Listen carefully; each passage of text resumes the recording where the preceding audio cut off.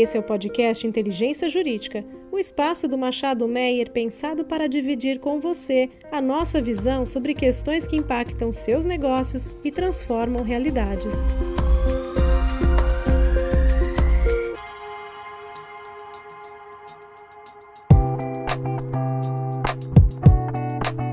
Olá a todos, sejam bem-vindos ao podcast Inteligência Jurídica. O episódio de hoje será a abertura da nossa série ESG. Eu sou Tito Andrade, sócio administrador, CEO do Machado Meyer. Talvez seja interessante a gente começar falando do próprio acrônimo ESG, que vem do inglês Environmental, Social and Governance, que foi cunhado lá em meados dos anos 2000. Mas mais importante ainda é que o termo vem alterando a dinâmica nas empresas, independentemente do tamanho dessas empresas, e gerando importantes reflexões no mundo corporativo. Pode dizer hoje com bastante segurança que esse é um tema que vem se tornando uma prioridade na agenda de qualquer empresa que queira se manter relevante no mercado atual. As iniciativas associadas à proteção do meio ambiente, boa governança, igualdade de gênero estão ganhando espaço e tração, especialmente diante de uma geração de consumidores que é cada vez mais consciente e mais exigente. Acho que vale mencionar aquela famosa carta anual para os acionistas do Larry Fink, a carta dele de 2020. Para quem não conhece, o Larry Fink é CEO da BlackRock, que é uma das maiores gestoras do mundo, tem quase 10 trilhões de dólares sob gestão, e ele menciona expressamente a agenda ESG, mencionou a agenda ESG na sua carta de 20.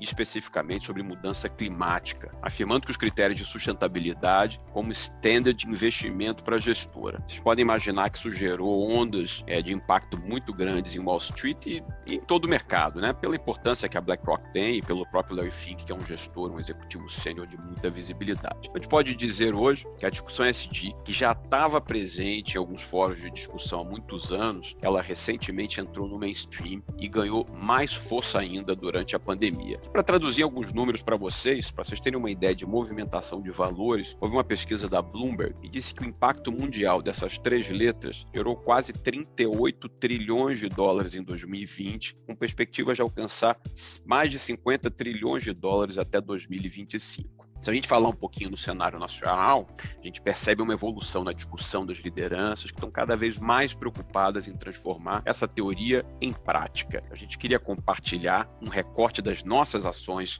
de ESG aqui no Machado Meyer e outros pontos que a gente acredita que sejam essenciais, dando exemplos práticos para vocês e mostrando um pouco como as empresas têm operado nesse novo mar de oportunidade. Então, esses pontos vão ser abordados por mim e pelas minhas colegas, a Roberta Leonhardt, que é a nossa sócia da área ambiental, e a Caroline Mark, sócia da área trabalhista. Roberta e Carol, sejam muito bem-vindas. Tito, muito obrigada. Estou muito feliz em participar deste primeiro episódio da série sobre ESG do Inteligência Jurídica do Machado Meyer. Será um prazer discutir o tema com vocês. Tito, muito obrigada pela apresentação. Fico muito honrado de fazer parte do episódio de abertura e vamos lá.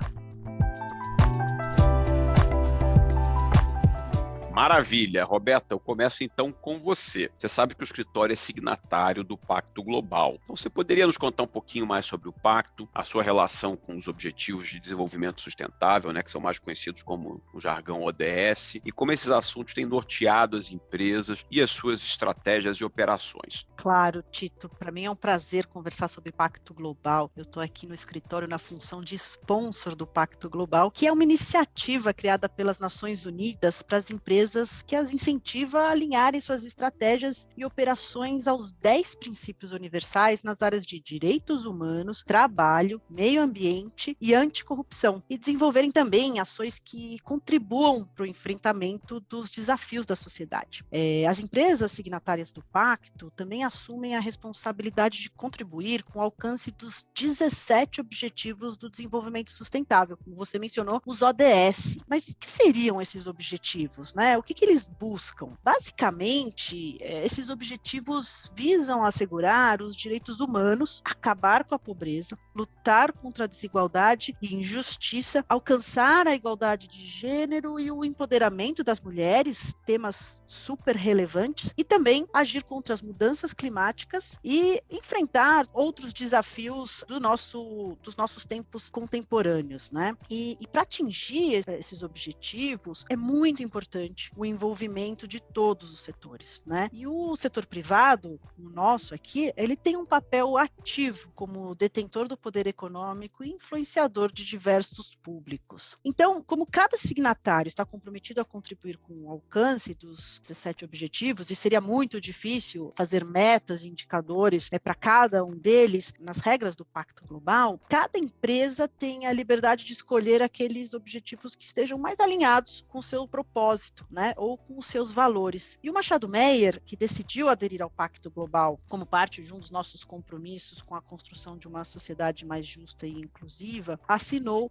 o Pacto Global em 2020 e a gente também fez aqui as escolhas com relação aos nossos ODS, né? A gente assumiu o compromisso de implantar alguns princípios ligados aos direitos humanos, direitos do trabalho, proteção ambiental e combate à corrupção. Então a gente optou por focar no objetivo 4, que é a educação de qualidade, né? Que é garantir a educação inclusiva e de qualidade e promover espaços de aprendizagem para todos. Desde a nossa fundação, acho que é importante lembrar, o escritório valoriza muito e incentiva a aprendizagem contínua, né? Formal e informal. Acho que faz parte da nossa cultura. Então, a escolha desse objetivo se fez de maneira muito natural para a gente poder desenvolver não só os nossos colaboradores, mas a sociedade também ao longo dos anos. Por exemplo, a gente pode pensar na instituição de treinamentos formais e informais, que já vem acontecendo, por exemplo, por meio da nossa academia, Machado Meyer, impactar também as pessoas por meio de projetos de organizações que a gente apoia, que mais investimento na reforma estrutural das escolas públicas, né? Esse foi um dos primeiros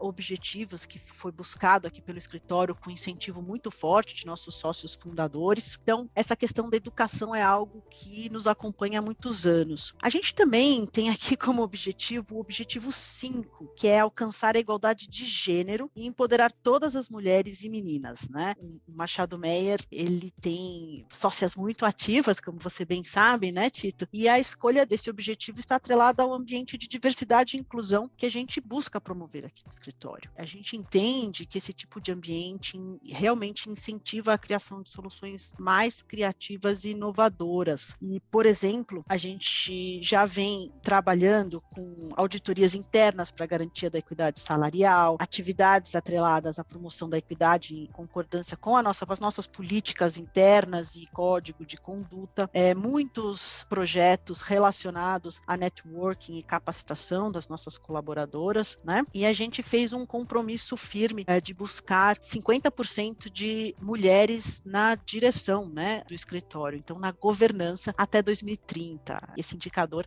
a gente assumiu agora em 2022. A gente também assumiu o objetivo 10 de redução das desigualdades no interior dos países e entre países, buscando aí a promoção de uma sociedade mais justa e igualitária, como um dos nossos principais valores. E, por fim, a gente também optou pelo objetivo 16, que tem muito relacionamento com a nossa atividade, né? A atividade de prestação de serviços jurídicos, que tem relação com a paz, justiça e instituições eficazes, né? Buscando aí promover as sociedades pacíficas e inclusivas para o desenvolvimento sustentável, né? A gente busca o engajamento das pessoas para tornar o escritório mais humano, responsável e com a consciência dos desafios globais. Então, temos trabalhado para fazer realmente a instituição firme de ações atreladas à busca dessa sociedade mais igualitária e, internamente, algumas ações também nessa linha, como, por exemplo, o trabalho relacionado ao nosso canal de denúncia interna, né, o Tem Voz. Mas, Tito,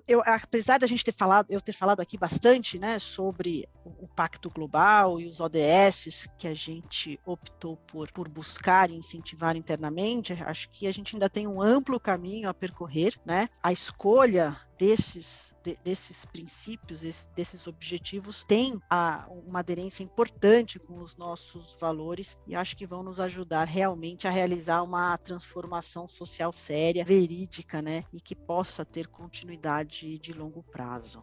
Obrigado, Roberto. Acho que é isso mesmo. De fato, a escolha dos ODS foi um passo muito importante aqui para o comprometimento do escritório, mas, obviamente, que a gente não se baseou apenas nisso. É um início, né? E que gerou e tem gerado muito engajamento por parte do escritório e de todos os nossos colaboradores.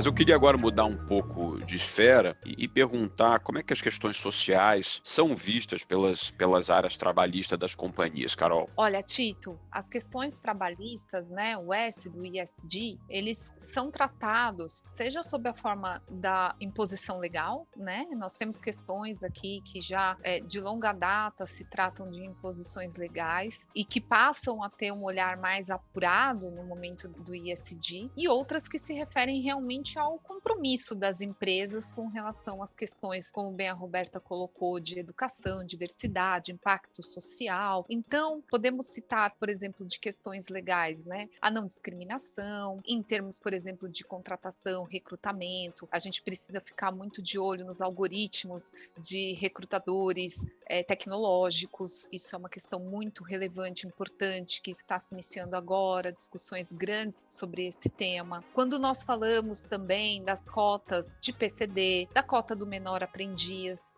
quando falamos sobre as nossas relações sindicais e os seus impactos sociais, então tem sido cada vez mais comum entrar na pauta sindical e até que se discuta a constitucionalidade de determinadas leis municipais, mas não há que se negar a existência em razão de um anseio social para que as empresas considerem contratações locais, principalmente empresas que têm projetos específicos fora de suas bases, como por exemplo construção civil, né? Em que muitas vezes leis municipais ou até mesmo convenções coletivas estabelecem um mínimo de percentual de contratação local, visando fomentar aí um crescimento econômico, uma distribuição de renda local. Então estamos falando também da nossa relação sindical e as questões relacionadas a trabalho degradante também, questões de trabalho em condições análogas de escravo, que também são legais. Mas fora essas questões legais, a gente identifica, sim, as empresas tentando uma maior participação, inclusive em questões que ainda não estão regulamentadas. Embora é sempre bom a gente lembrar de que o Brasil é signatário do Pacto de São José da Costa Rica, que traz ali questões que se referem à necessidade do país promover regulamentações e esforços governamentais para que os entes particulares e governamentais estabeleçam políticas que visem aí igualdade de gênero, racial, não discriminatória, todas essas questões sociais que trazem aí uma melhoria da condição de vida das pessoas. Então essa preparação das empresas, ela é relevante, ainda que nesse momento a gente não olhe sob o ponto de vista da existência de uma lei que as obrigue, mas até como uma forma de preparação, não só para o investimento, mas talvez para algo que venha futuramente como uma obrigação legal, tendo em vista aí o Brasil ter sido signatário do pacto. Então, o que nós vemos aqui dentro da parte trabalhista e que nós temos ajudado as empresas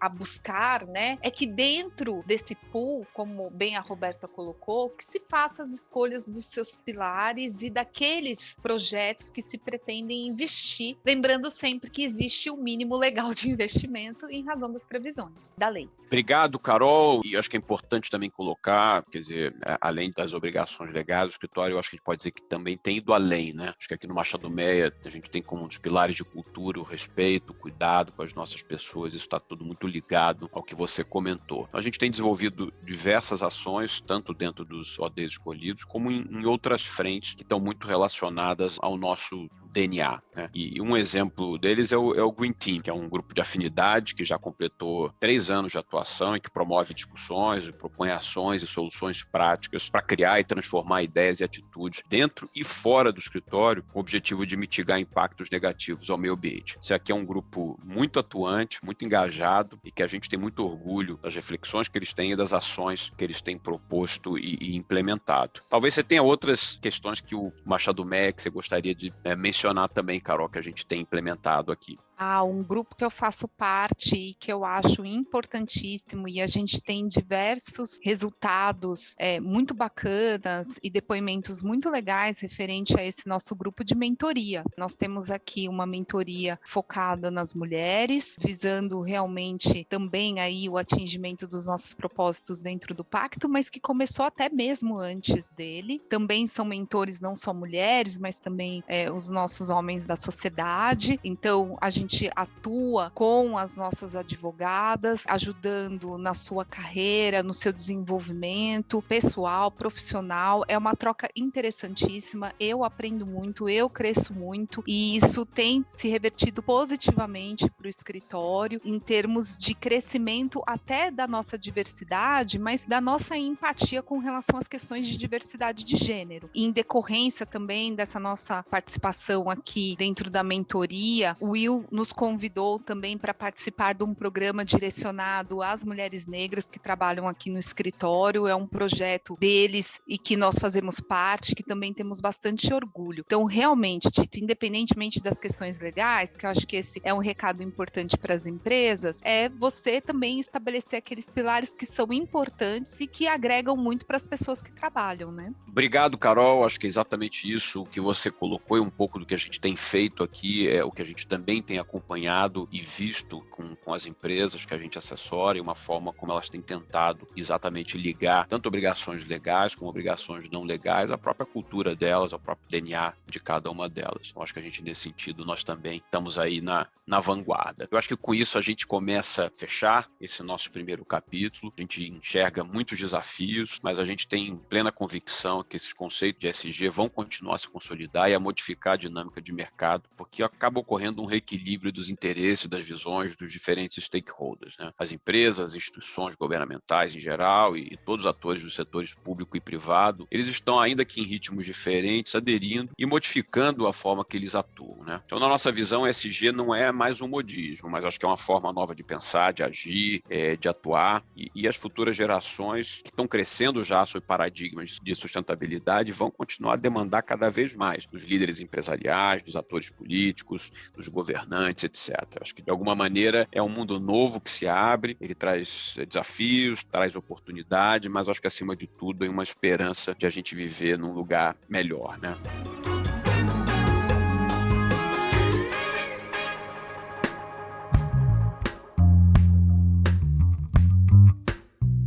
Queria agradecer de novo às minhas sócias, a Roberta e a Carol, por esse primeiro capítulo, e a todos que nos acompanharam até aqui. Em breve a gente vai trazer novos episódios para tratar de forma mais detalhada alguns dos temas que a gente discutiu aqui hoje e outros que sejam do interesse de todos vocês. Por favor, não deixem de nos acompanhar. Um abraço a todos e muito obrigado. Tito, muito obrigada. Realmente não é novidade, né, no ambiente de negócios, que o ESG veio para se estabelecer como uma conduta a ser aderida. Então foi um prazer participar com você e com a Carol desse primeiro episódio, e realmente espero a todos nas próximas edições. Muito obrigada.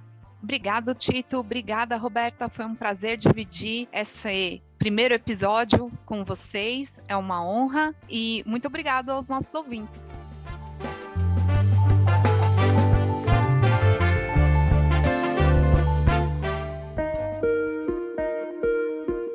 Você ouviu o podcast Inteligência Jurídica, o espaço de encontro para dividirmos com você a nossa visão sobre as questões que impactam os seus negócios.